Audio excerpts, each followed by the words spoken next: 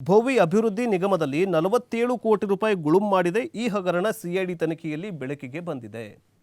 2021-22ರಲ್ಲಿ ದೊಡ್ಡ ಹಗರಣವಾಯಿತು ಅನ್ನುವಂತಹ ಈ ವಿಚಾರ ಬೆಳಕಿಗೆ ಬಂದಿದ್ದು 4 ವರ್ಷಗಳ ಹಿಂದೆ ಮಹಾಮಾರಿ ಕೋವಿಡ್ ದುರಿತ ಕಾಲದಲ್ಲಿ ತಳ ಸಮುದಾಯದವರಿಗೆ ಕೊರೋನಾ ಸಾಲ ಅಂತ ಹೇಳಿ ಒಂದೇ ಯೋಜನೆಯ ಅಡಿಯಲ್ಲಿ ರಾಜ್ಯ ಭೋವಿ ಅಭಿವೃದ್ಧಿ ನಿಗಮ ಕೆಲ ಅಧಿಕಾರಿಗಳು 47 ಕೋಟಿ ರೂಪಾಯಿ ಅಕ್ರಮ ಮಾಡಿದ್ದಾರೆ ಅಂತ ಸಿಐಡಿ ತನಿಖೆಯಿಂದ ಬೆಳಕಿಗೆ ಬಂದಿದೆ, ಅಂದರೆ ಪತ್ತೆಯಾಗಿದೆ.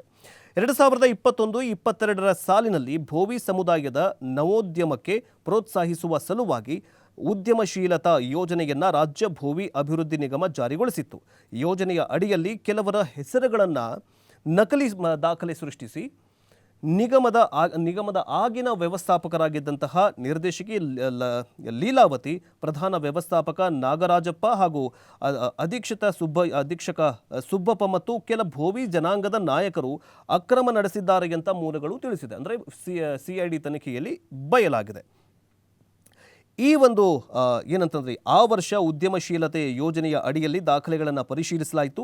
ಆಗ ಹೊಸ ಉದ್ಯಮಿ ಆರಂಭಿಸುವ ಉದ್ದೇಶ ನೆಪ ಹೇಳಿ 210ಕ್ಕೂ ಹೆಚ್ಚು ಫಲಾನುಭವಿಗಳ ಹೆಸರಲ್ಲಿ 5ರಿಂದ 10 ಕೋಟಿ ರೂಪಾಯಿ ಏನಂತಂದರೆ ಗುಳುಂ ಮಾಡಿದ್ದಾರೆ ಅನ್ನುವಂತಹ ಒಂದು ವರದಿ ಬಂದಿದೆ.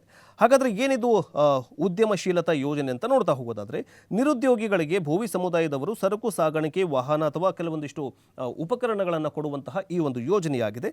ಸಣ್ಣ ಕೈಗಾರಿಕೆ ಆಗಿರಬಹುದು ಅಥವಾ ವಾಹನ ಸೇವಾ ಕ್ಷೇತ್ರ ಮತ್ತು ವ್ಯಾಪಾರಿ ಕ್ಷೇತ್ರಗಳು ಹಾಗೂ ಇತರೆ ಕ್ಷೇತ್ರಗಳಲ್ಲಿ ಸ್ವಯಂ ಉದ್ಯೋಗ ಭೋವಿ ಸಮುದಾಯದವರಿಗೆ ಒಂದಿಷ್ಟು ಯೂಸ್ ಆಗಲಿ ಅನ್ನುವಂತಹ ಯೋಜನೆಯಾಗಿತ್ತು. ಆದರೆ 210ಕ್ಕೂ ಹೆಚ್ಚು